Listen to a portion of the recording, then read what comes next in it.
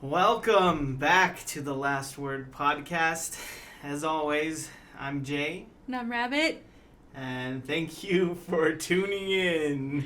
6 months later. Long time. Maybe it might be 8 months. I don't know, honestly. I'm scared to look. I am also scared to look. Absolutely. I'm scared too. I don't want to, it's just, and of course, okay, before we even get into that, please comment, subscribe, share, all of those things. It's easy for you. It means nothing to you. And as Ryan Ziegler says, it means everything to us. It helps us out a lot when you like and comment and subscribe and share and follow and all of those wonderful things. So please do so. And maybe we won't disappear in 8 months from now. Maybe. I mean, we might have to. We have some very interesting topics, and that's why we decided to record. Well, I mean, and that's part of the reason why, but also this is the first time. No, well, this is the first time in a while that we felt like it. Yes. You know, I mean, so that's part of it. I mean, just a reminder to everyone else who was listening, those few three or four people who were listening, that's now back down to 0, probably. You know, we always said in the beginning that, and if this isn't fun, you know, if we aren't enjoying it, we aren't going to do it. And we're too busy, right. If something else is going on. And to that point, was it necessarily the podcast that was not fun, but there's been a lot of life shit happening, and a lot we're of just busy and working, busyness happening, and regular shit happening. That's just, it's really stopped this. And you know, who figured, you know, that when 2020 ends, that's when all the bad stuff ends. That's when all the stress ends and all the craziness ends. Right? It was supposed to go back to normal. Yeah, and we thought. It didn't, and it hasn't. Nope. Not only in our lives and personal lives and stuff like that. It's just continued. It got worse.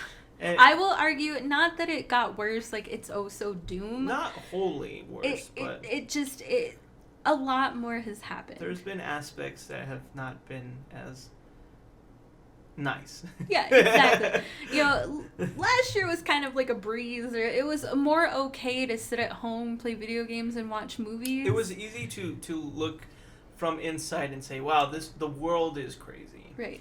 But it's hard. But now it's crazy in our house. Yeah, now the craziness has gotten inside. And we'll go into that. So it's been tough a little bit, and we're just here and we're trying our best. Obviously, we're not doing this as a job. You know, this is not what we do full time. This is not a career. No, because if it was, we would... Maybe if you liked, comment, and subscribed, we shared, could. Tell your friends. Yeah, come on. You know, this is your guys' sponsor. fault. This is your fault. This isn't our fault. You know, we're supposed to at some point say, we're going to take a break and then, you know, play little music. We're going to say, and we'll be back after these messages from our sponsors, from Tushy, HelloFresh. Adam and Eve. Oh, Adam and Eve.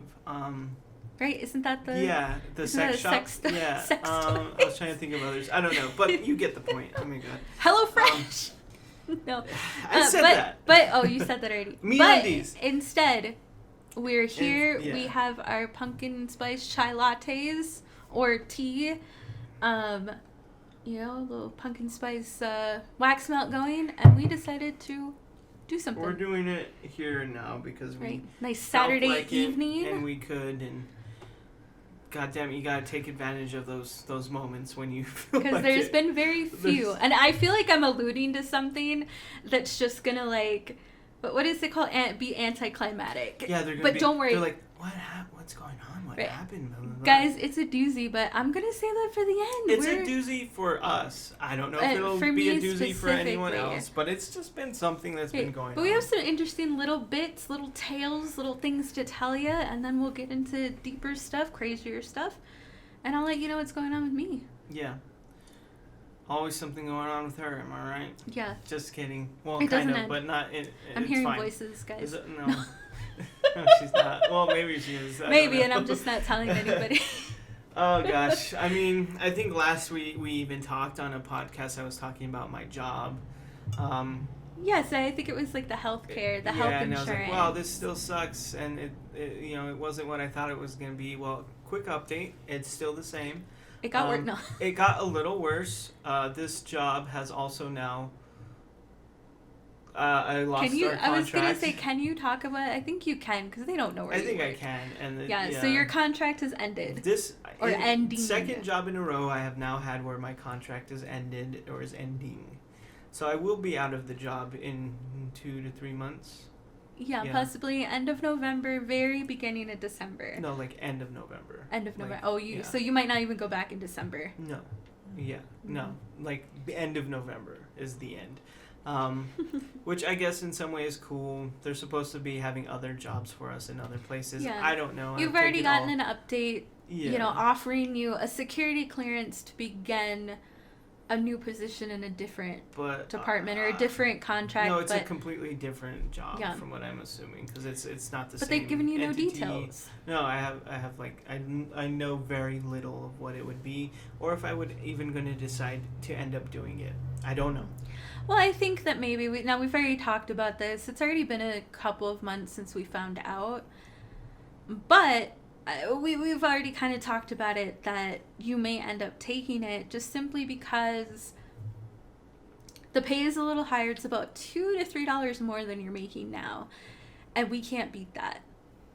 So you may end up taking the job, if anything, just to get us through until you do find something else. So we've kind of already discussed it. It depends on what it is. If it is a terrible job and we know that going into it, you still might not take it. Yeah, absolutely. And so again, I'm taking it all with a grain of salt, including my own feelings on it, because I don't know what's going to happen.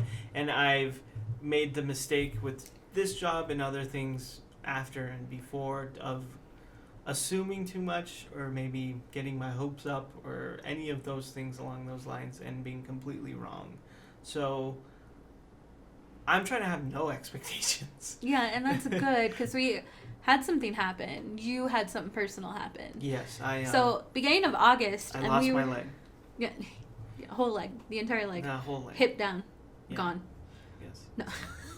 No. And now I hope I don't. Yeah, he's a Knock pirate. on Yeah, wood. he's a pirate now, guys. I He's have a peg leg. I'm knocking on my peg leg. Knock on wood. Oh god. No. But I'll get into that. I'm not even there yet. Okay. Thanks for Sorry, no, I thought you were transitioning into it. Sorry, I'm not there. It's been a while. This is my guys. story. It's been a long time. This is my story. Let me tell my story. I don't know how to act anymore. So I don't know what's going to happen, but the point is that this is the second job in a row I've had that is also losing their contract. So good for me. Kudos all around. Right, you're a contract killer. Contract killer, but not in the cool way. Not in a cool way. Just about every person we've spoken to that's heard about it is like, oh my god, you're killing your contracts. Yeah, you're contract killer. Yeah. Yeah, I was like, yeah, I'm a contract killer, but not as cool. But not in a cool way. It's in a and watch, it's in a if you sad do way. get this next job, that same thing's gonna happen. I'm kidding. Quite possibly. I'm kidding. No, you're not. You're easily not wrong. And since then, I mean, really, they first told us that this might happen in June, I think, and then it was our last day was supposed to actually be within this month, within September. And then they prolonged it, they pushed it, they fought for it, quote unquote. If I'm to believe that, but I don't know. Again, taking it with a grain of salt. Well, we never know with these corporations. Yeah. And at the end of it, they were able to extend the time through November, but that's it. Right, and that was only good because some workers can get severance pay if they're there long enough. It's good for me because when it does end, if I don't have a job after that, blah blah blah, I do get severance for it. Mhm. So that's something.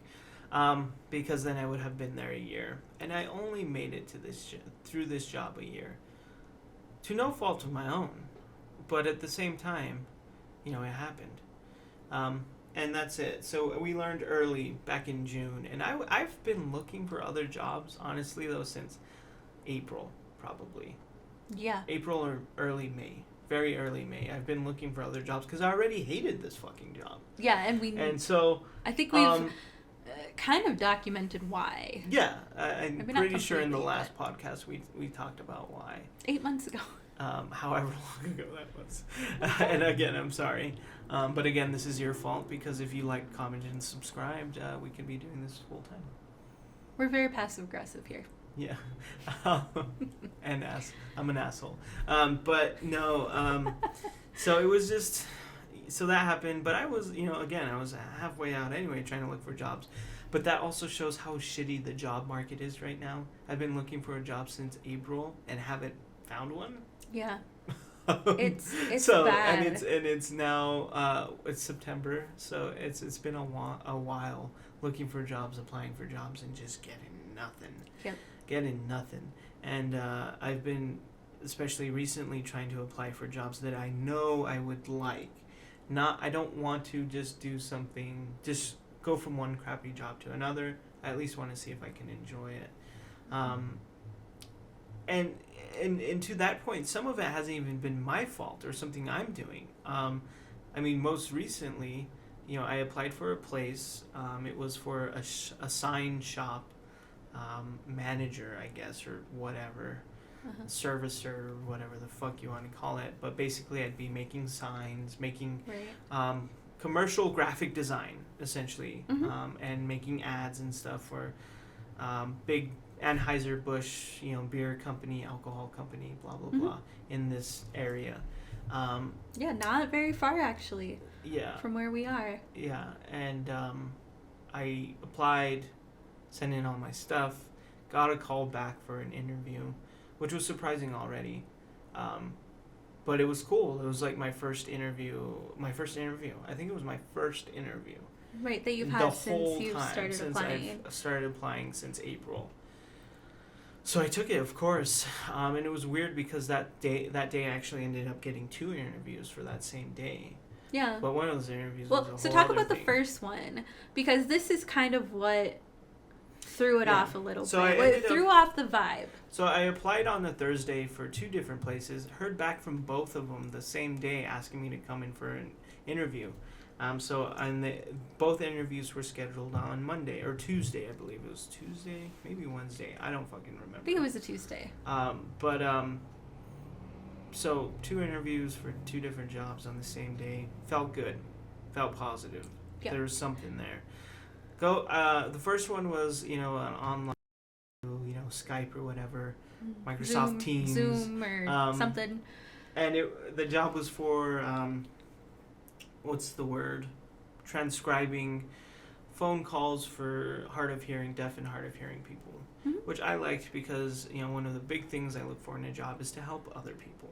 And that's what I would have been doing. Be doing something and maybe important. I would be working from home and doing work over the phone, but I would not be being yelled at by people or trying to sell things or cold calling, all the things I hate.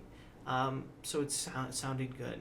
So I showed up for my interview earlier, like 15 minutes. You were 10, early. Maybe 10, but I was early, and I waited over 30 minutes in the online lobby or whatever it's with the called. equivalent and, of a lobby. No one showed up.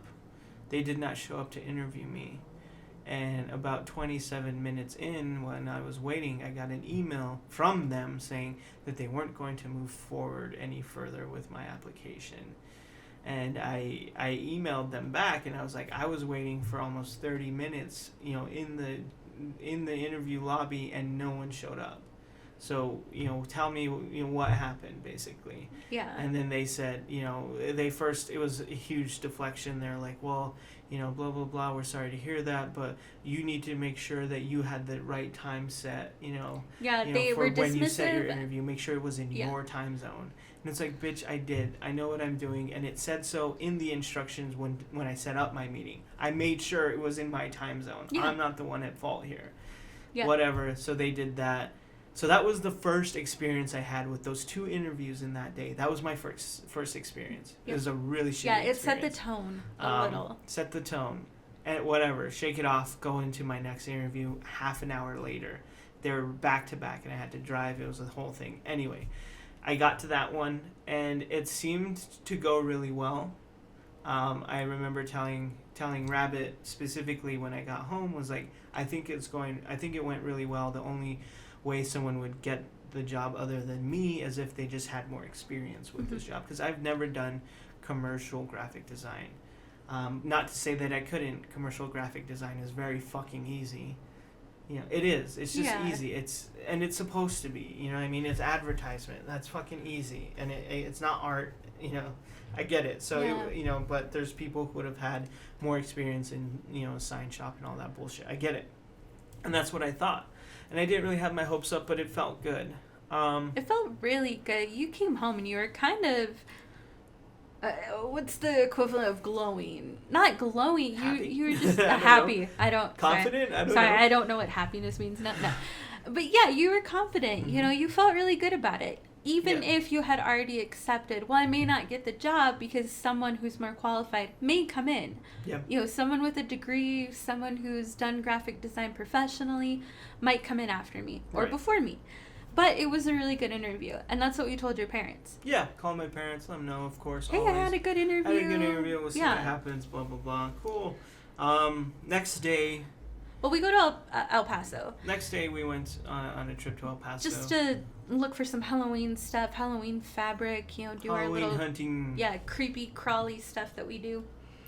And I was worried about spending too much money, and the whole time, like, every day I've been worried about spending too much money.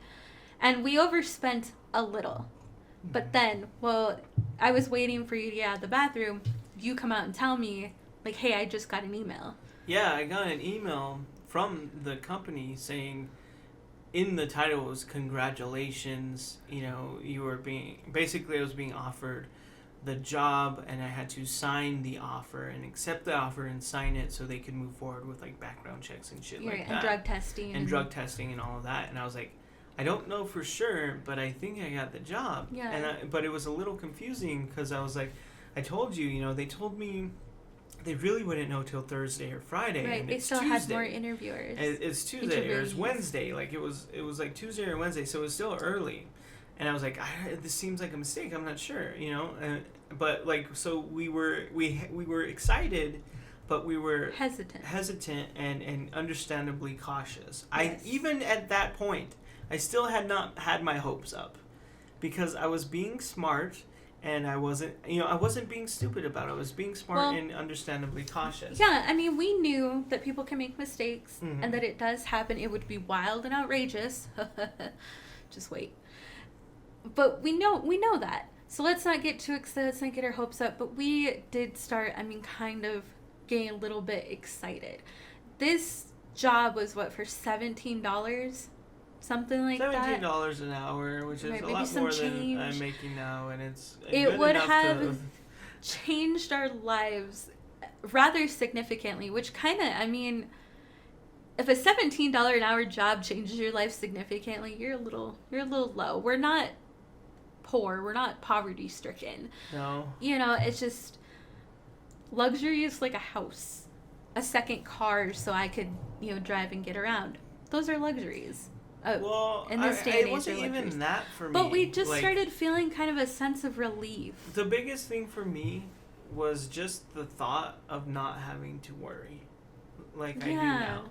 Yeah, the security. And that was really it. All the other stuff, and the obviously very material things were, like, potentially cool, but, like, I just didn't want to be worried anymore. That was the biggest thing for me, and it felt like I didn't have to. Maybe I wouldn't have to, but I wasn't even there yet. Yeah. Even on that Tuesday or whatever it was, I got that email. I wasn't even there yet, because there's still more. You're getting a little ahead. Yeah, Because there's well, still that's why more. I said, just wait. You know, so that happened. We still went through the day, but in the back of our heads, we're like, hey, this It said could be a thing. congratulations. This said congratulations. This could We would be a like thing. to offer you the job. We might be okay. We're going to be okay, you know. But I decided I would call them the next day and just make sure. Yeah, that call this their was HR or call correct. the person you interviewed with. Yeah, well, I was going to call the person I interviewed with to make sure. So we went throughout the day, and then the next day started, and I was working the next day. I was going to call them on my break, and I got a call while I was working, and I answered it. And I answered it while I was speaking with someone over the phone at work. But they were yelling at me, Yeah, so I you just kinda put just myself let 'em- on mute and just let them yell at me, and I answered. Yeah, and then I answered the call, and the call was from the HR person at the job, saying like, hey, just a reminder for you to sign that offer so we can continue with the process. And I even asked them, I was like, what, really, are you sure? They told me they weren't going to decide until Thursday or Friday. Are you sure? You know, making sure still. And she said, yes, I'm sure this is the decision. You got the job, blah blah blah. Okay, I'll do it. So I signed, you know, I right away I signed it. You know, I told you. You put in your 2-week notice? I called my parents. Yeah. You know, I put in my notice. And the crazy thing is now, so, and we won't get too much into this just because there's personal people involved and family friends, but your parents had spoken to a family friend who, they're friends with some more family friends. And one of these people is actually at the company and was part of the hiring process. And he spoke personally about you and said that you were the choice. That he really liked you. You had a wonderful interview. You had a good interview. He was the choice of everyone in that room. Right. And again, like, we won't get too much into that. And so that made us even more excited. It made even more sense. I was like, okay, maybe that was it. You know, a little bit nepotism, sure, but fuck it. Like, well, you got the job, helps. and you'll prove yourself in the job. Exactly, and then I can do my job and prove it to them. But either way, like, okay, maybe it helped that my dad knew someone who knew this person. Cool. But fuck yeah, I don't care. Like, I got it, and I know I can do this Well, job. and the confidence that they built up in you by saying, I think they said that 30 people or something applied for the job. Yeah, or more. Only half of them got an interview. Right. Out of those half, only 7 people were considered. Right. So it was like half. Yeah. Or whatever. And then down to like 3 or something. Right. And you were one of them. In the end, it really seemed like, okay, then I guess this is a real thing, because even, somehow my parents knew someone who was, Which part kind of of the his process. parents kind of know his dad specifically. I swear, and they told me when I first met him, he can't go anywhere without knowing someone. Anywhere. He knows one person. Yeah. One person will call out his name and be like, oh my goodness, and they'll shake hands. So it's not too uncommon for, his family to know people. Yeah. So, and so maybe that was it. Okay, cool. Let's start and getting then prepared. we got excited. That's when I got excited, because I got excited, rightfully so, when the HR... when the people from HR, when the HR department call called you me personally and told me I got the job, and even after I double checked with them, saying, "Are you sure I got the job?" They said yes. That's when I got excited. I think rightfully so. Yeah. Like, at that point, why wouldn't I? Well, yeah, because so most of the time, and that's all what I happens. could think about was like, just being happy and being like, okay, we don't have to worry now. We don't have to worry now. And just stupid shit, Little things. I was like, oh shit, we can buy really awesome Christmas presents for our friends this year. Like, I can get people gifts. Yeah. It's like, I'm going to take my dad to a football game. Yeah. I'm going to buy tickets to a football game for my dad. And just like, right. I was thinking school, because I've been wanting to do that for I think about a year now. I've been wanting to go to. They know about that. Oh, they don't, because we haven't been recording. We haven't put out a podcast. Yeah. But I've been wanting to go to esthetician school, which is like waxing and skin and makeup and threading, eyebrow threading and eyelash extensions and all of that stuff. But, to go, the loan is pretty expensive. Nothing we can afford but now. But with that new job, maybe we could have afforded it. A second car. So those are we wanted to get another dog. Oh yeah, which we or, still getting could, another but dog, or just basic human things that would have been a nice. house. We And, could finally afford a house payment. Yeah, And we lived like that for about a day and a half, or about a half of a day. That we were in this little excitement, security. We were excited. A little after 4 o'clock, 4:05, 4:10 that day, the same day, I got a call from one of the people that I interviewed with, saying that I didn't get the job. He said there had been some sort there of had been some sort of mix-up or mistake. And miscommunication. He used every word. It was a mix-up. It was a mistake. It was a miscommunication. And it was his fault, blah, blah, blah. But I only have one job to give. I only have one position to give. And it's not for you. Yeah. So that's the twist. And you didn't get the job. Don't put in your 2 weeks right now or anything like that. You didn't get the job. So I didn't get the job. Well, again, from the HR person, that first call in the morning, which might have been before 11 o'clock, you had already done that. Because if the HR person tells you... Yeah, I put it in around probably 2 that day. Yeah. Yeah, because the HR person from the fucking company told me that I got the job. Yeah. So I had to put in my 2. But thankfully, for whatever reason, the email never reached your manager. She never got my resignation email. Yeah. So... Which is good, and they both agreed that let's just pretend you never received that then. Yeah, it just never happened. Okay, cool. Yeah, cool. I'm glad to have you. Yeah, thanks. I'm glad to be here. Well, we were crushed. I was destroyed. Yeah. I was destroyed. Like, why let it go this fucking far? How? To the point where I literally got a call from them telling me I got the job. Me asking, are you sure I got the job? And them saying yes. Like, yes, you got it. It was a hours mistake. later, at the end of the day, it was a mistake and the job was not mine. Like, how? And it goes beyond... Well, we kind of figured out, putting the puzzle pieces together, we kind of figured out how. Well, maybe. Because even then we don't know, but no, maybe. I'm pretty confident. I'm not. And part of me just doesn't even care. Like, no, because it doesn't matter how... Because it happened, and it goes beyond, I feel like, incompetence.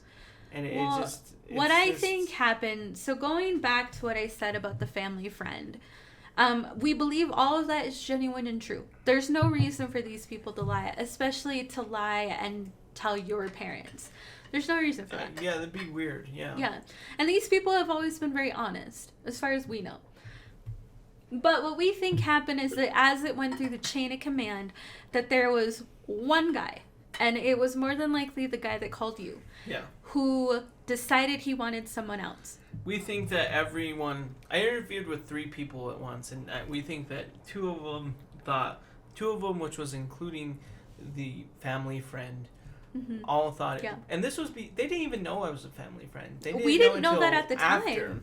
Even as you interviewed I did with this them. on my own merit, which is great, but I think 2 of them thought, and who knows if this is true, but I think 2 of them thought he's the one, and then the other one decided that I wasn't. No, and that's he's where not. The I want someone else.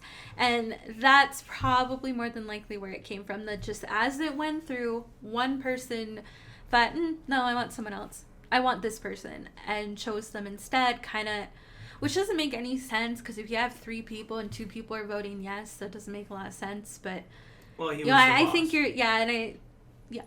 that he has more power over them to choose whoever he wants.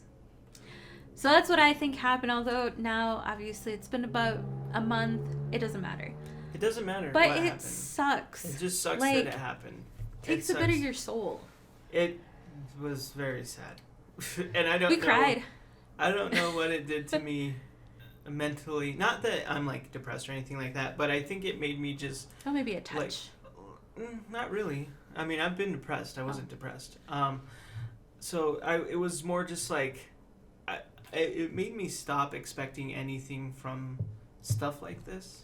From jobs, if that makes sense. Yeah, from anything. Like, that's why with this new job or not new job that they're supposed to have lined up, after this contract ends, I have no expectations. I don't even expect that it's actually going to happen because obviously none of that is ever guaranteed. Which is maybe part of the lesson that we're supposed to learn, is have no expectations about anything.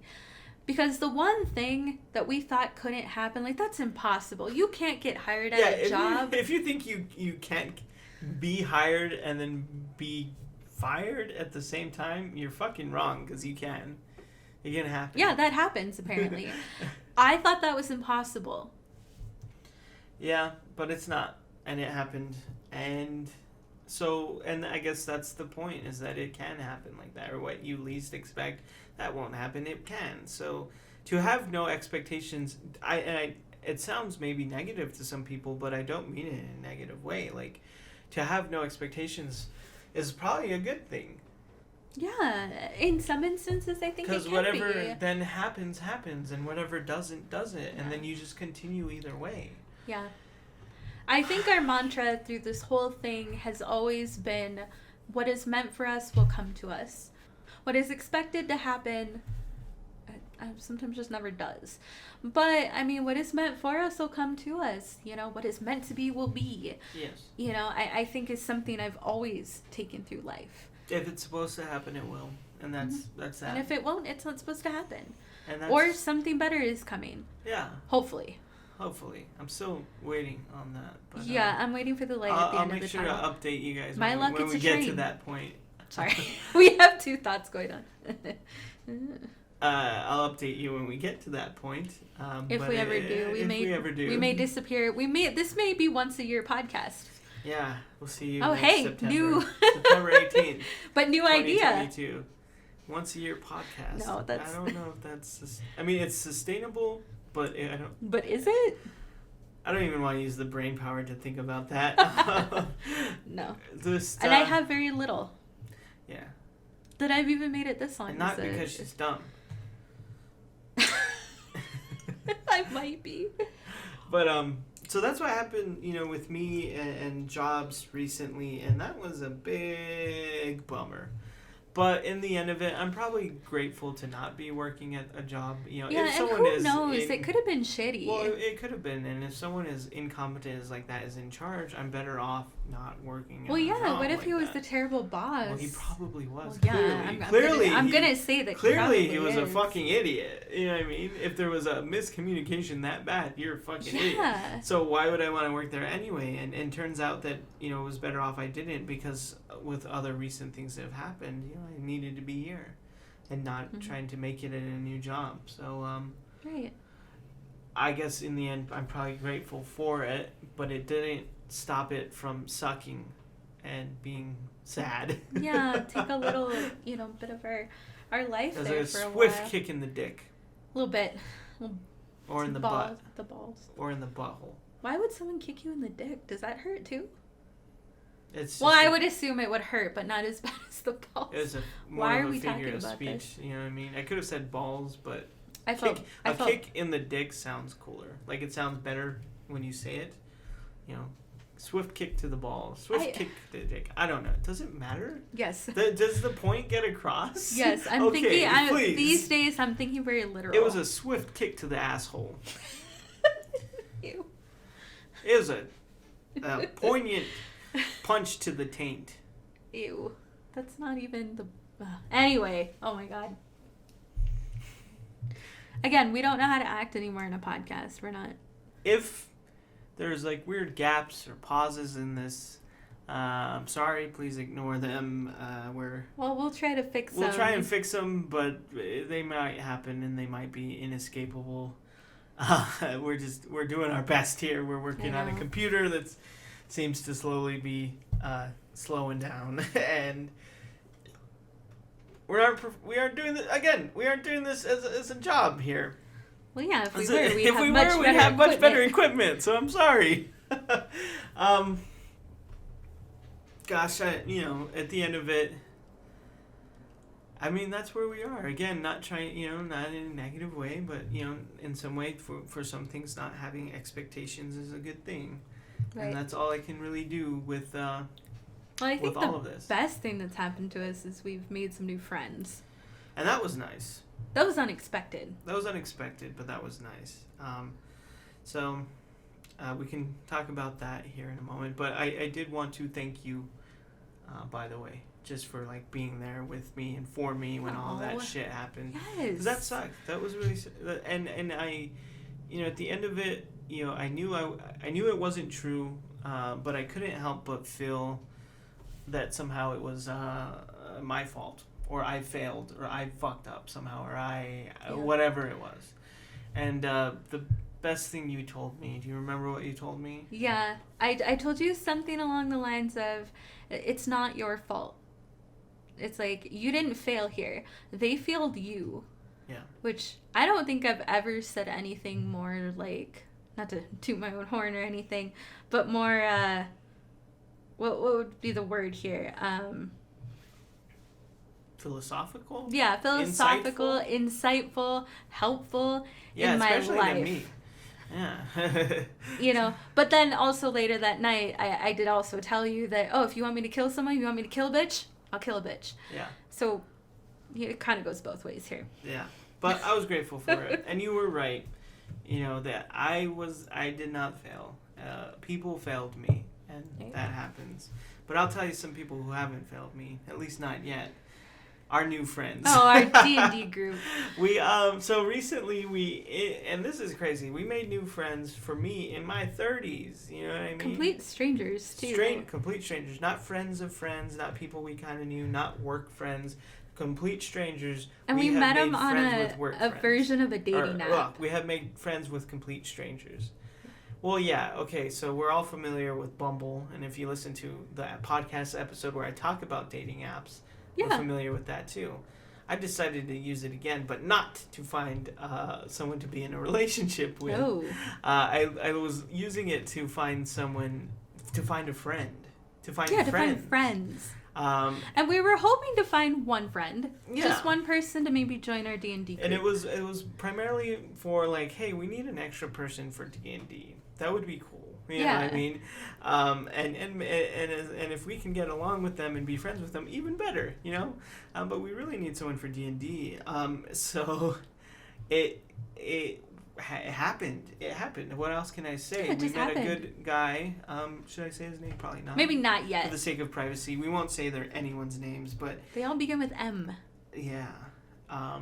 Which leaves me out because it's, J, Joseph. What the fuck happened with me? Sorry. Yeah, I know. I don't know what to tell you. Anyway. My mom dropped the ball on that. Yeah. So we that's where I met one of them, and we started talking in their, profile or whatever. They were talking about D&D as well and stuff like that, and I was like, hey, so he and I just started talking. Mm-hmm. And then eventually we set up a time or a day for everyone to meet. Joseph included? Our D&D group and his D&D group to meet and talk about D&D and just we were all see how we get along and if we even like each other. They started a group chat. And then from there a group chat started on Facebook so everyone could at least digitally introduce themselves to each other. And that went well. And then we met eventually in person. Yeah. And it was scary. Well, yeah, it was kind of terrifying, actually. And we were all really scared, kind of hoping that they'd maybe even cancel on us. Which is everyone's thought as we were driving there. We get there. We open the door. And when we knock on the door, we wait for it to open. And we all know what the host looks like. Yeah. Because, we've seen his pictures, seen his Facebook. And this really tall, skinny dude opens the door. Also. Young. Teen. Late teens. But I think he's a little older than that. Opens the door. And we're all just kind of like, I was like, that's not him. Yeah. In my head, I was like, what the fuck? Is this the wrong house? Or did he catfish? Did we get catfished? By a bunch of teenagers? And then he looks at us and he's like, oh, are you here for, so-and-so? And they're like, yeah. And he's like, yeah, come on in. And I was like, oh, fuck, thank God, kind of. It was still kind of weird. It was still weird because he wasn't there. Yeah. The host wasn't actually there. One of his other friends that we were there to meet also was there. So sat down with us and introduced herself and talked with us. And then from then on, just the rest is kind of history. Because I think we all have really hit it off. We all hit it off really well. And then we just continued There's even a spooky girl in the group. which they're all a little spooky. They're all a little spooky. Yeah. But I mean a little bit more goth than I've seen in a while. Like black lipstick, purple hair. She likes bats and stuff. She gave me a coffin, which was just like, oh my god, Bird Clan. Which is now what we're using for friendship. Bird Clan. Because you know how birds, like roosters and penguins, give their significant others, not that she's my significant other, she's married, give their partners like pebbles or stones to indicate their devotion to each other. It's like, that's what it kind of felt like. Nice. So it was really cool. So, but that's what I mean. Like a little bit more of a spooky person than I've seen in a while. Cool. I do not see many of them, although I did almost run one over today with my cart. Grocery cart. Yeah. Still working on that license, folks. Yeah, but we won't get into that. But point is, I think, is that they're all really cool friends. Yes. In adult life, in your 30s, making new friends that aren't from work. I'm not 30 yet. No, but soon. I'm saying that in general. In your 30s, making new friends, completely new friends that aren't from work, that aren't from, school or whatever it might be. Just new friends. Just brand new strangers meeting strangers and making friends. And I know, that rarely happens. Well, and it worked out well, and we're friends. And it's cool. It's cool. I know, it's nice to have somewhere to go usually on Friday nights, which is usually the night that we play. We've changed it to Saturdays. But almost every Saturday, if not every other Saturday, we get to play. Friday or Saturday, almost every weekend, we get to play and hang out. And it's great. And that's what we wanted. And it's awesome. Right, lots of food, lots of pizza. We've been eating a lot of pizza. A lot of pizza. It's been great. Making friends as an adult is not easy. No. At all. No. We've talked about, like, our polyamorous, dating experiences, and of course, everyone knows what happened 8-9 months ago. Making friends isn't any better, almost. No, it's still hard. It's still hard. Maybe just as hard. It's not easy. Yeah. Either way, it's not easy. Whichever is harder. I'm glad this one worked out. I'm glad this happened. Yeah. I'm so thankful. And they've been so nice and understanding. They're very cool people. And I'm, like, always confused by their kindness. And where I'm like, why are you so nice? You know what I mean? Yeah. Like, do you want something? Like, what happened? Yeah. What do you expect? And then they're just like, just nice because they're good people. I'm waiting for them to find out, I don't know, be really weird and not in a good way, or something, like, terrible. Find out they're, like, serial killers or something. But we did it. And hopefully, nothing, nothing like that does come out. Like, that they're crazy or, like... Yeah, I feel like we would have picked up on that now. Maybe. Like, beforehand. And I've been super cautious with new people I've met at all in general. Picking up on things and not ignoring certain things about people because they turn out to be very important and dangerous things or, like... We've had... Again, if you don't remember from the last podcast, or the last couple, I guess, I'm not talking about my past relationship for, physical sake. Not that something physical would happen, just on the off chance that it did because of something I said. It's very plausible. But also emotional safety, too, is another, like, what happened was pretty serious and pretty scary. It was kind of hard. So there's, like, a reason why I'm not talking about it. And also, I didn't want to make 3 podcasts based around it. I'm still trying to figure out how to talk about it, when and where, what platform, if I ever want to. We'll see. But yeah, there is some caution, always caution in meeting new people. Especially now, and there's red flags and just so much stuff that I've had to learn how to read because of what happened. Because, I don't know, I thought I could trust this person, and it turned out I couldn't with anything. Yeah, so, all good things. No, but that's not a good thing. that's the part of, that's the joke. It's not a good thing. That was, Anyway, so, being more cautious with people and things and things that I would normally ignore that I'm trying to watch out for and stuff like that. Exactly. And I haven't really noticed that stuff with these new friends. I haven't either. That I but can you never think know. of. I guess You think you know my someone. tone is changing because I'm a little cautious and and skeptical. Always cautious. But I don't think so. No, at I least don't at think this so point. either. And who knows, of course. But I don't think it'll turn out to be this huge thing where they are these people that I thought we knew and we didn't know and blah blah blah blah blah. I don't think that'll happen, but who knows? I don't think so. Who knows? But at the very least, they're good for a good D&D campaign, and they're nice. They're very nice. They're perplexingly welcoming and comforting and understanding to the point, and maybe it's just because of past trauma where I don't trust it almost. I think it is that for everybody. But I'm grateful for it. I'm glad it happened. I'm glad we met them. I'm glad I followed through. I'm glad I talked in the first place. And I'm glad we all did it. And I'm glad you did it too, because I mean, and you tell me, you tell us, tell the listeners, would this have been something you would have done a year ago, 2 years ago? No, I mean, it wouldn't have. It's the weird thing, and we can get into this more, about everything that I've been experiencing recently the last few weeks. Because when it comes to social anxiety, it's almost zero. And I hate to say this, and I know most people look at me like what? That's not a thing. That doesn't happen. But I've pretty much cured myself of social anxiety. And I'm serious, and we've talked about anxiety before, and social and all of that stuff. And it's never been where it is, ever. Like, in my entire life, I've always had some sort of reservation about people and going places, making phone calls. Going to places you've never been. Talking to people. It's to the point I'm complimenting some random woman's dogs. Like, oh, you have really beautiful dogs. And there's these, they were really beautiful. But just that's just me. That's just me now, actually being social.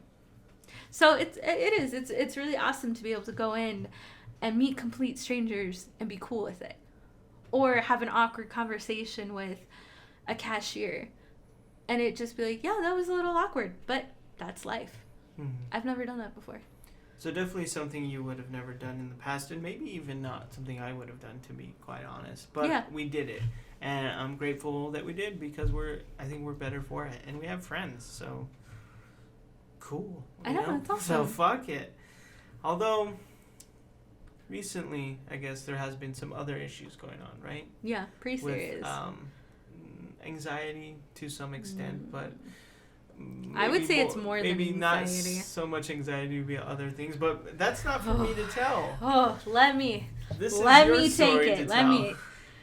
So I'll start off with my official diagnosis as of today. Let's see, what's the day we're recording this? September 18th, 2021. Yep, 6:19 p.m. As of today, as of that date, my diagnosis for now is panic disorder and OCD. And most likely the panic disorder brought on the OCD. Now, it's kind of chicken or the egg thing there, because, my therapist and I, who are working very closely again now, she said that a lot of the time, it does start off as children, and more than likely what she sees with me is that it started off as a child. I probably had some of that off and on, maybe a little bit of it off and on in my adolescent, teen, young adult life, but more than likely it was probably in remission. Now, probably a lot of it has come out because of the anxiety disorder. And now it's panic disorder. Sorry, I'm using them interchangeably sometimes, because sometimes it can be just high levels of anxiety, not necessarily panic disorder, but I'll get into that too. So that, she thinks that it kind of is brought out by such high levels of anxiety, panic disorder, and then I get into OCD stuff. So that's the diagnosis for now. I will start a medication sometime next week. I have to follow up with my doctor to look for any medical issues that may be going on. Like, we have to look for thyroid problems, diabetes, blood pressure. You know, all of these things can make you anxious and give you panic attacks. So I personally want to rule any of that out or confirm it, get treatment for it, and see how the anxiety does. We have to rule out. We want to rule any of that out because that can absolutely cause panic and panic disorder. Right. Yeah. Ruling out anything physical or confirming anything physical before we just assume it's strictly mental. Right. Well, the weird thing about this is, and I know, like, you know, all my doctors and everyone that I've spoken to, first of all, has been very dismissive the moment that I say, well, I have had anxiety in the past, or I've been diagnosed with an anxiety disorder in the past. They're like, oh, well, you have anxiety, you have panic attacks. Mm-hmm. What can I do? Yeah. That's the tone that they give, and I have never felt anything like this. Now, I have had a few panic attacks, even at my highest anxiety levels, but nothing like this. Nothing. And I've never felt anything like this. And usually, I have one and it's over. Mm-hmm. I don't get another one, possible for several weeks, if not months. And there's a clear trigger for them. There's usually a trigger. Right. And it's usually something very specific to... Right, very specific to what I'm thinking about at the time. Some of those are, you know, I have a death kind of complex and dying, and not that I'm scared to die, but I'm scared of what happens after. It's called something, I don't remember it right now. You know, I'm scared of, you know, bugs, worms, stuff like that, and they're very, very specific, very. And that's what I wish people would understand, and my doctors would understand. It's like, you know, this is not normal for me. This isn't me. Yeah. But they don't listen. No, and that's one of the most frustrating things, I think, obviously for both of us, but for me, being a part of it, but obviously it's not happening in me, so just in some way spectating, like, where, like, as soon, you know, we're speaking to a doctor, we're trying to explain what's happening, we're trying to get answers, see what they're willing to do or how they're going to help you, and as soon as you mention, oh, well, I have anxiety, you know, or whatever, like, that just shuts off, and then that's all they focus on. Yep. And without ever caring about any other thing, and it's so fucking frustrating, because it can be other things, but they're just like, yeah, anxiety. What are you gonna do? Let's give her some Ativan and send her home. I can't, you know, it's anxiety. Oh, the emergency room doctor was like, probably the worst. He pissed me off. I was ready to walk out of there. We've had 2 doctors that have been pretty shitty, but not very the point. Dismissive. And it's very annoying, and I think it's annoying for anyone, you know, the stigma with, you know, mental health and conditions where, you know, the moment you mention anxiety or panic or depression, then that's all they care about, or that's all they assume that's all it is, and no one's willing to even try to go further with it, and we have to be the ones to, like, keep pushing, right, be persistent and be persistent with it, and it's disappointing to say the least. But if I were to say more, you know, fuck them. Fuck those people. Yeah.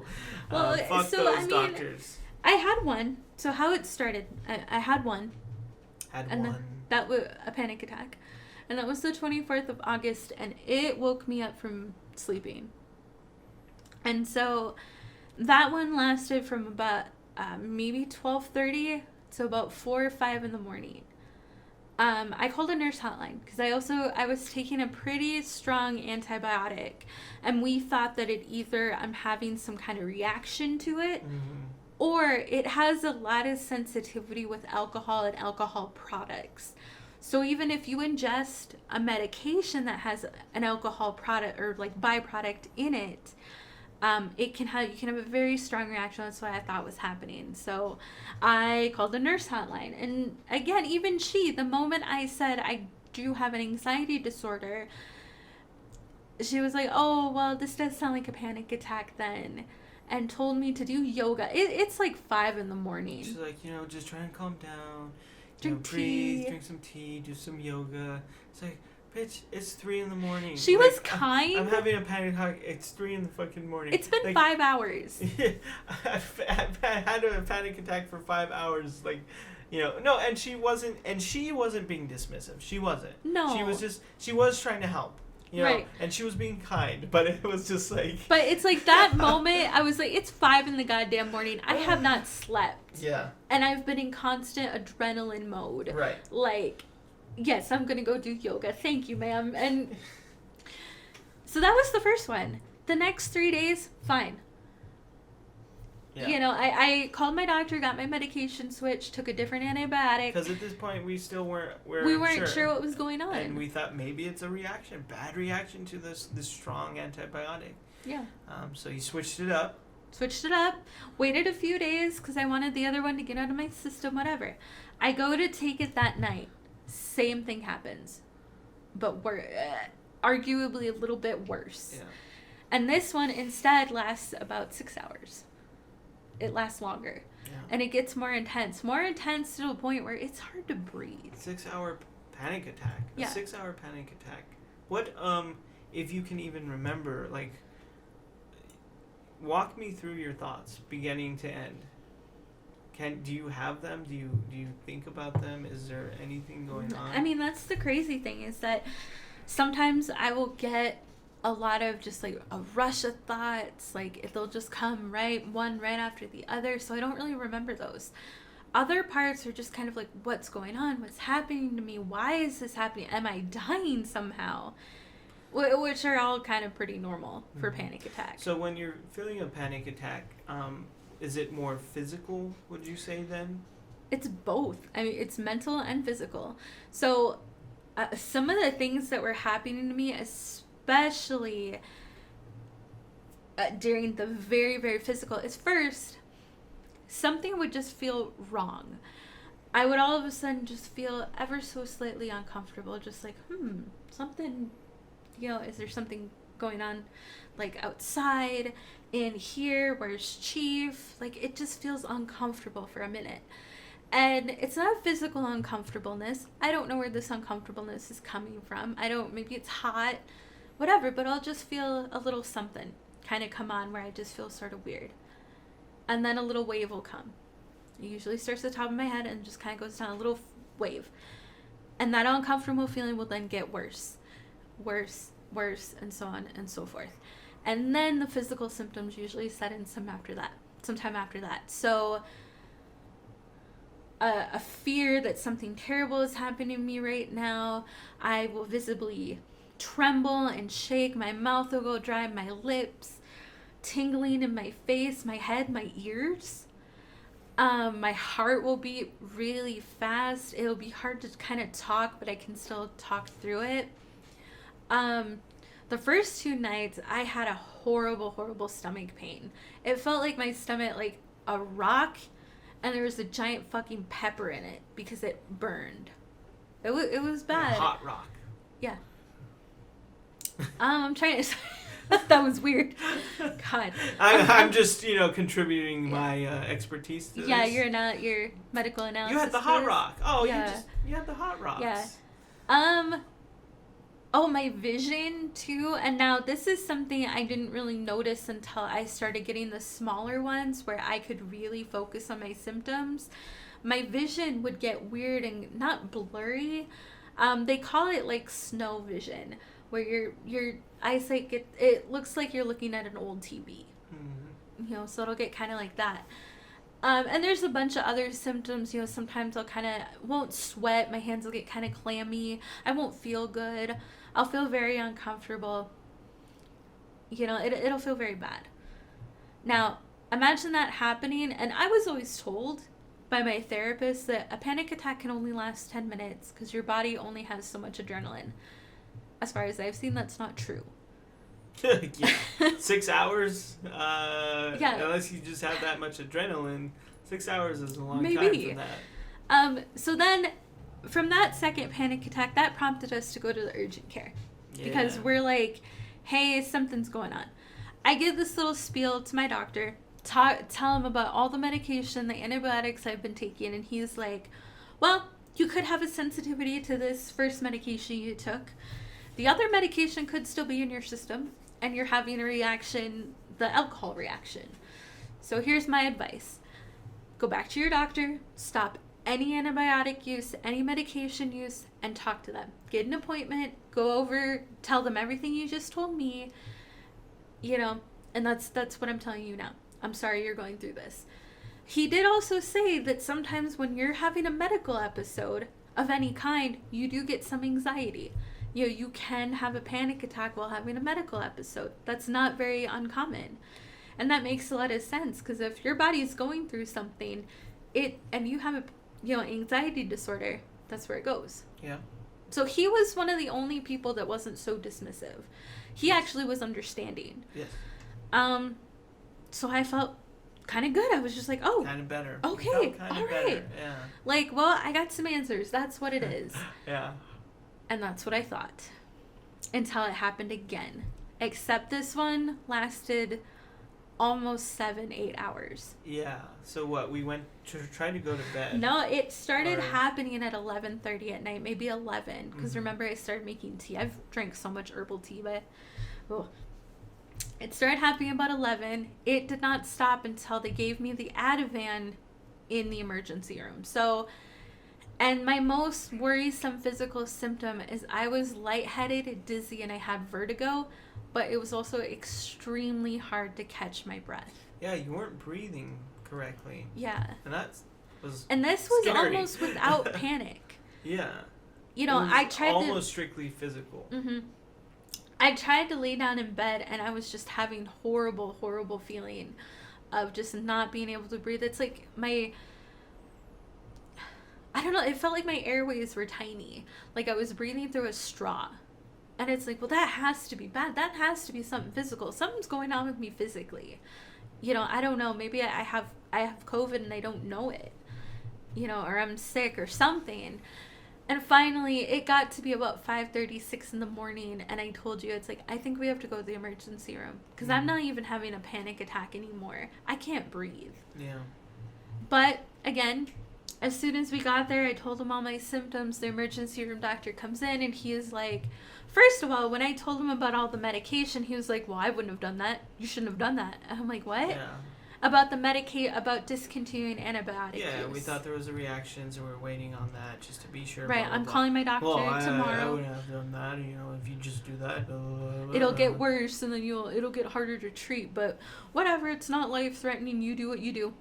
That's what he said. Mm-hmm. And then he, walked out, he was like, well, I'll do some blood work for you, but you're having a panic attack. And he walked out. I was ready to leave. Yeah. So they give me Ativan, which is a benzodiazepine. Am I saying that correctly? I don't think so. Street name is benzo. So if you guys know what benzos are, things like Xanax and, which I'm sure people have heard of Xanax. Yeah. And stuff like that. Yeah, of course. So they give me that, which, again, we didn't get out of the emergency room until maybe 9:30, 10 o'clock. So I was there for about 3 hours. 3 or 4. Just about. Yeah. So they gave me an Ativan, and I'm almost maybe 15 minutes after they gave me that, I felt better. Yeah. Which is the only time I felt better. But then ever since that night, so I don't remember when that would have been. It was Saturday, early Sunday morning, technically. Yeah. But ever since then, I've been having panic attacks just about daily. And it was early Sunday morning 2 weeks ago, 3 weeks ago? Yeah, I mean, that would have been... It was August... That would have been the 29th. So ever since the 29th, and that's been almost 3 weeks from now, from today's date, be just about 3 weeks. Yeah. I've been having daily panic attacks. Some days are better than others, and it usually starts in the evening. and I'm calling them micro panic attacks because they maybe come on for 2 minutes or so, and then they'll dissipate a little bit, they'll calm down, but then I'll still have lasting high anxiety after, sometimes for hours. I'm no longer getting restful sleep either, so I sleep, and I'll sleep for 8 hours, but I wake up groggy and weird, which does not contribute well to the day, and then the cycle will kind of repeat itself. And then now the OCD thoughts did not start happening until I would say a week and a half after the panic attacks started. Mm-hmm. And I knew there was something more going on, because I was like, I just don't feel like this. This just doesn't happen. Mm-hmm. And that's when my therapist, I discussed the thoughts with her and talked about him, that's when she diagnosed me with OCD as well. And for those who may not know, what are OCD thoughts, at least from your perspective? For me, it's really weird. Okay, so let's see the easiest one I can start with. You brought home just an herbal tea. It was a honey lemon tea. You went to a boba tea place and got your cell phone with boba in it. You didn't get it with mine. And for some reason, I immediately started getting a lot of anxiety about the caffeine content. I was like, oh my God, it's going to give me a panic attack. And I knew that was ridiculous because I consume at least, 25 to 30 milligrams of caffeine a day. That's just normal. Just with black tea and, maybe a little bit of coffee here and there. It's not like I'm drinking 2-3 energy drinks a day. But I do consume caffeine during the day. I think everybody does to an extent. But I started freaking out about that, thinking, oh my God, I'm going to get so jittery, and that's going to trigger a panic attack. Mm-hmm. And then that switched to what if someone put some drugs in this? What if someone put a hallucinogen in this? What if someone put THC in it? And then that's going to get me too high, like that one time. And then I'm going to freak out, and I'm going to have a panic attack for 12 hours. And then I'm going to have to go to the emergency room. And I'm like, this is herbal tea. Yeah. This is probably a green tea. Commercial place. Somewhere that would... And I knew those thoughts were ridiculous. So OCD thoughts are just really...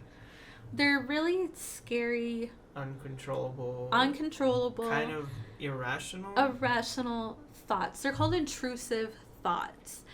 And the way Sharon, my therapist, explains these thoughts, and the way that you can generally explain them, that are usually common for everyone, it's let's say you're holding a baby and you're walking down the stairs, and you're like, oh my God, what if I just let go and drop the baby? And the baby fell down the stairs. Now, everyone has thoughts like these. Every once in a while, it'll just happen. Or you're driving in traffic and you're like, what if I just turn the wheel and spin around and cause this? Yeah, what if I just hit this person right now? Mm-hmm. You're driving and there's someone walking. And you're like, what if I just hit this person right now? Mm-hmm. Yeah, and you're like, what the fuck? Yeah, and everyone has thoughts like these. Mm-hmm. Or what if I, do something horrible in church? Or what if, and now these are more sensitive and I'm not going to talk about them because they're too much. But what if I hurt a child, or what if I hurt an animal, or something like that? They're kind of irrational. And you know that they're irrational, but in the moment, they give you a lot of fear, and a lot of anxiety, and a lot of distress. OCD thoughts.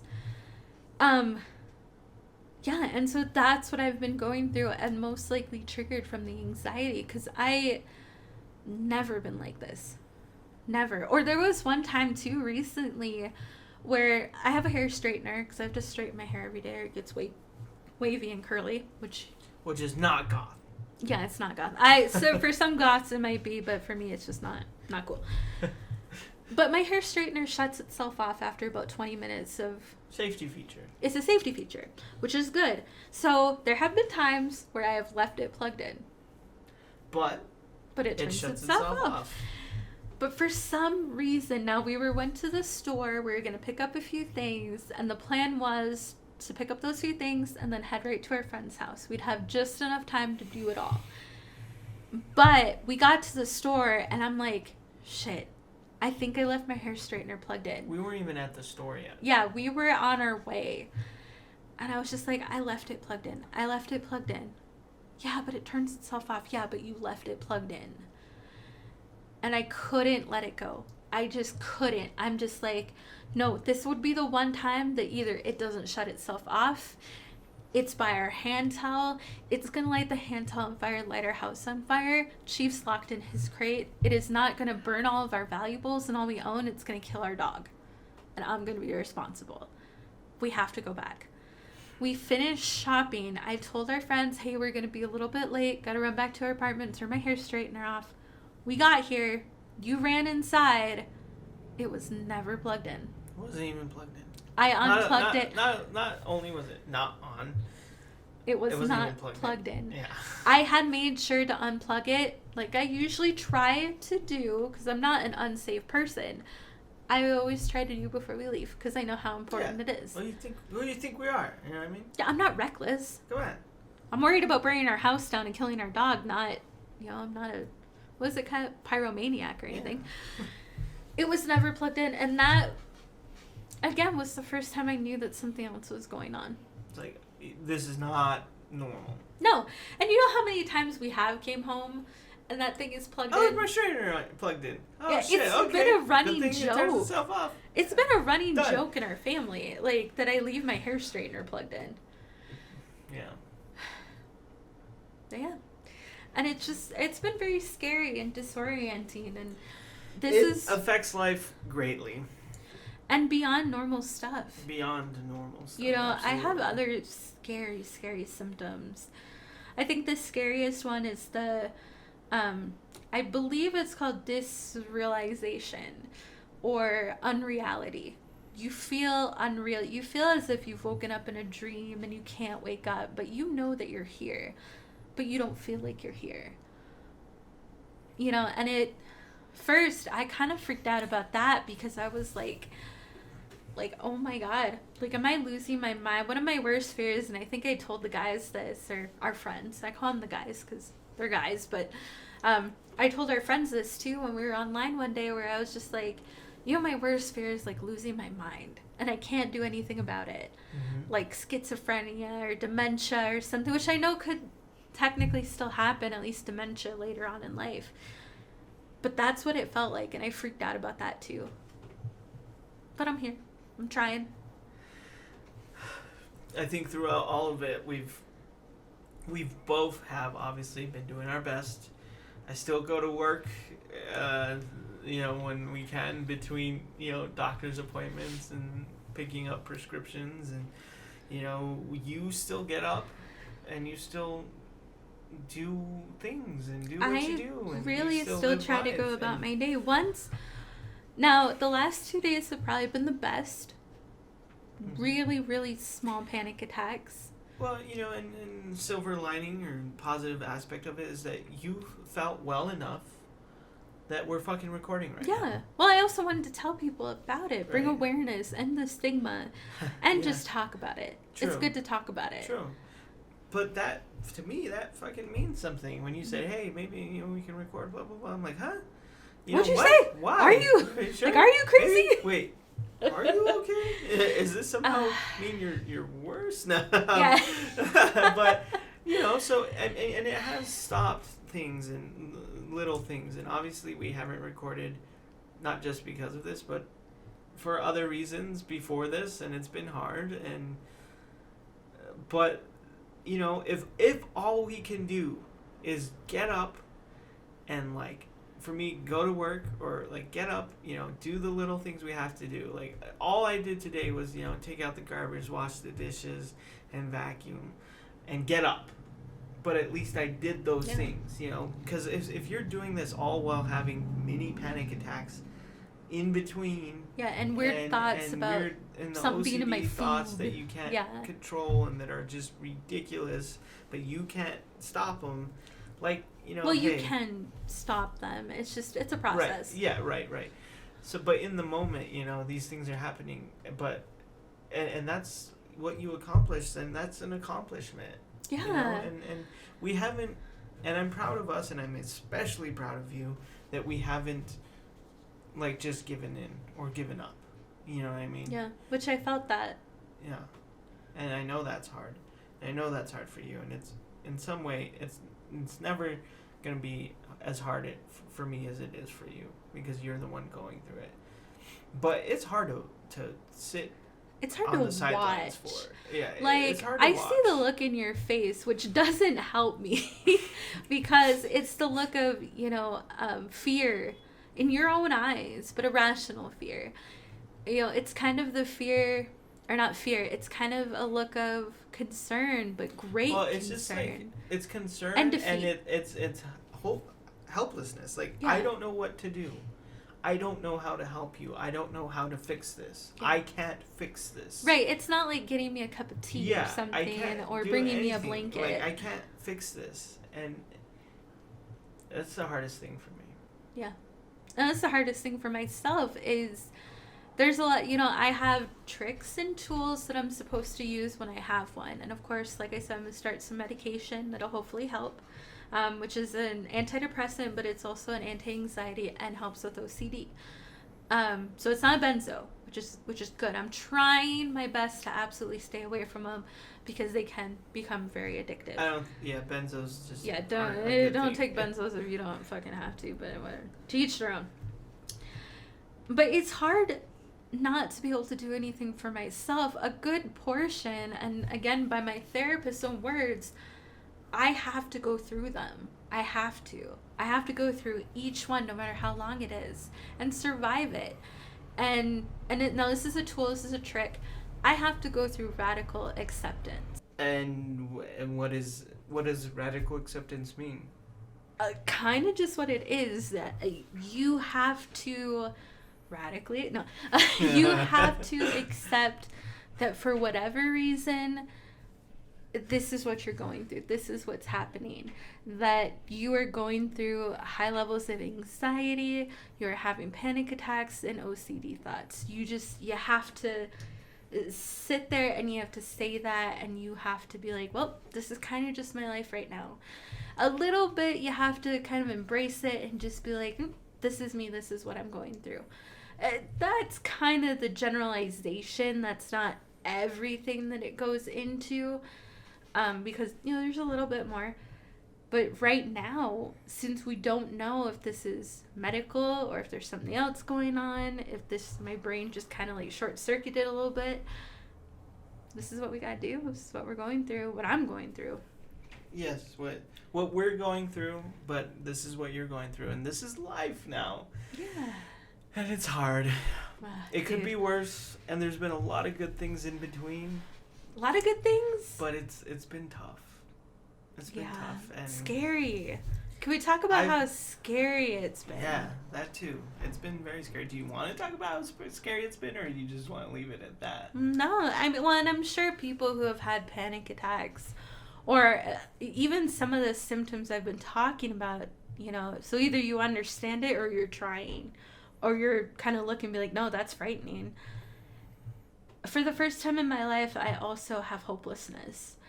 And it's not all the time, not every day, not even once a day. Sometimes it just happens where, and again, and it's not as extreme as it sounds. And for anyone listening to this, if you're a stranger, first of all, this is not me. And I'm not having any kind of suicidal thoughts at all. And again, I have a support team. I have doctors and I have Jay, I have people. So I have a great support system. So don't worry about me. I'm okay. And I know the hotlines, I know everything like that. But there was really scary thoughts a couple weeks ago where I was like, I had a panic attack at our D&D game. And we got home and, I was all freaked out. There's some other stuff we probably won't get into in this one. And I got home and I'm just like, I'm going to be like this forever. And the only way to get out of it, the only way that it's going to end is if I die. Like death. Like, not that I'm going to go kill myself. I don't want to kill myself, which is a good sign. Yeah. But that death is the only way that these symptoms are ever going to end. Scary And thought. that's a scary thought. That's a frightening thought for anybody. Mm-hmm. Anyone who is going through even a little bit of stress in their life, it's a terrifying thought. for someone who has never felt that in their life, like and I've been through some hard shit, especially if you've been listening since the beginning. I've been through some tough shit in my life. Never once felt that. Ever. So if that kind of tells you anywhere where I'm at right now and what's going on in my brain, that really would tell you something. That for the first time in my life, I get hopelessness. That's messed up. It is, and it says a lot, as you just said, as to where you are, and it says a lot as to how tough this has been. Mm-hmm. But here we are. But here we are. This is life. And we're recording, and we're doing it, and I mean, what else do you do but keep going, you know? Yeah, just keep trying. What else do you do but just getting back up and trying again? Yeah. Trying again. Well, it's another reason I'm not ashamed. You know, like I said, I'm working with my doctor. I got some blood work done. I've been taking my blood pressure to see if, maybe my blood pressure can cause some of these symptoms. We started working out. I started working out twice a day, eating healthier, cutting out, some carbs and gluten, and just trying to do everything to get on the other side of this. So it's not that we're not doing anything, but that's also why I'm not ashamed to take medication again, work with my doctor, go back to my therapist. Because I stopped going to therapy maybe April. And even my therapist, she was like, well, Rachel, what the heck are you doing here? And I'm like, what am I doing here? Because that's how well I had been doing. And it still am. Yeah. But something in my brain just short-circuited and just like, we're not working here, Rachel. We're not, sorry. You've said your name twice already. I know. It's like, Rabbit, we're not working here. We're not working. It's the SpongeBob. Where all the little SpongeBobs are burning files and like freaking out and like, yeah, that makes that's sense. kind of what happens in my brain during this. So that's what's going on, and they may get almost organized and then it happens again, the sirens go off and and then it happens again, they start throwing out files. Sorry about the noise. We have a neighbor apparently working hammering on his truck. Well, our neighbor randomly introduced Jay to his brother. It was kind of cute. It was cute. I don't want to talk too loud, just in the they off might chance hear they hear us. But guys, we're gonna whisper through the rest of this. Welcome to the sexy podcast. No. But I barely know our neighbor. Like, he's he's friendly, so he's been nice every time. I'm not complaining at all, but it's just strange. He's like, hey, this is my brother Will. I'm like, oh, okay. I don't even know your name, but that's cool that I know your brother. I didn't think of that. We don't even know our neighbor's name. So it was very nice. And then it would be funny if you just yelled it right now. Yeah. My name's Eric. Oh, God, he can hear me. Oh, no. And that's how we lost our neighbor. But anyway, it's been tough. What else can you say? And it's been an experience. Adventures can be bad. No one ever talks about the bad adventures. Yeah, no one ever says that. But you are getting through it, and all we can do, we take it step by step. Day by day.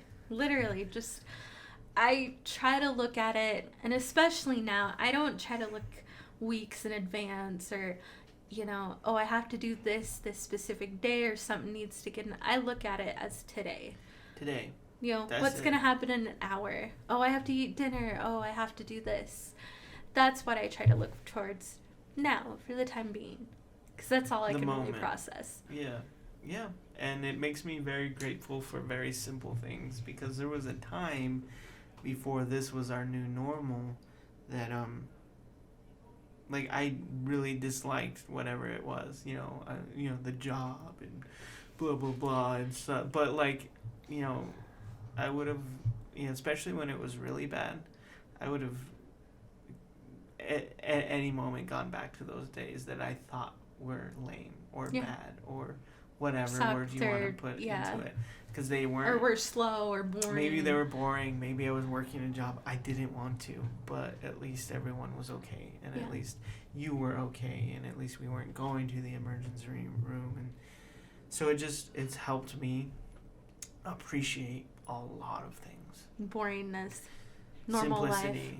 Regular life. It all matters. Regular vanilla life. It in some weird way, like, it all matters because none of it matters. Yeah. Because, like, there's so much shit you also realize in this, like, dealing with shit like this. There's so much shit you realize that doesn't fucking matter. Yeah. Like, it just doesn't fucking matter. And things that people really stake their days on and their life on and whatever it is, and it just doesn't fucking matter. Yeah. Like, it's like this time, it really doesn't matter. do I have friends who genuinely care about me? Do I love them? Do I have, is my relationship good? Is like, there's things that matter and there's things that just don't fucking matter. Yep. And sometimes what it comes down to is just simplicity, as simple as it is. And just grateful for the people that are here and sad for those who aren't, but it's okay. Don't blame them, and it does, none of it fucking matters, and that's why it all matters. It's all important. You know what I mean? It's all important. It all matters because it doesn't fucking matter. Yeah. So enjoy it all the time, and especially when things are good. Yeah. Well, that's kind of the bullshit. I mean, it's bullshit just in general to have to go through this, but it's also bullshit that you never know when this is going to happen. No. There was almost no way to predict this. There was nothing that led up to this. No. It's just one night it happened, and then that's just how it's been. Yeah. And it will change. It's going to get better, and you're going to get better, right. And it's going to be fine, oh, yeah. But... There's been 2 times my therapist has almost made me cry. And then just a couple of times I've just cried anyway. The first time, she looked me in the eye and she said, Rachel, it's not your fault. And I know that's cliche for a therapist to say, yeah. But we were talking about my dad. We were talking about everything he did. I was getting a little choked up anyway, so I might have cried. But she kind of just, like, stopped in the middle of that. And she was like, Rachel, anything your dad did was not your fault. It's not your fault. Do you blame yourself? That was the first time she almost made me cry. The second time that she almost made me cry was when, and she didn't do it purposefully, she just said it. She was like, this isn't going to be lifelong. This isn't going to be every day. And that's the first time someone has told me that. It helped. Yeah. Very grateful for that woman. She's a miracle worker. Hey, look at us. Or look at you. I'm grateful for it too, and I know it's not, and I know it'll get better, but there was no way to know that this was going to happen, and you never will. So to think that you're safe from this, I mean, maybe, and I hope it never happens to anyone, but the point is wherever you're at right now, try and enjoy it, especially if you're in a good place. And I hope that it continues to be good. And just make it count, because it matters. And a lot of that shit doesn't matter. But enjoy it. Enjoy all of it. And get back up and keep going if you need to. Remember this. Hopefully you'll hear from us more regularly after this, but I can't promise anything at this point. Yeah, we'll find out. But we love you all very much. Please remember that.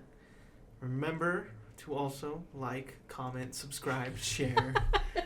Shameless self-promoters. And support, because it really means everything to us, especially with this silly podcast. Thank you for everything we did. Thank you for everything you've done. Thank you for everything we've did. You should be thanking us. Yes.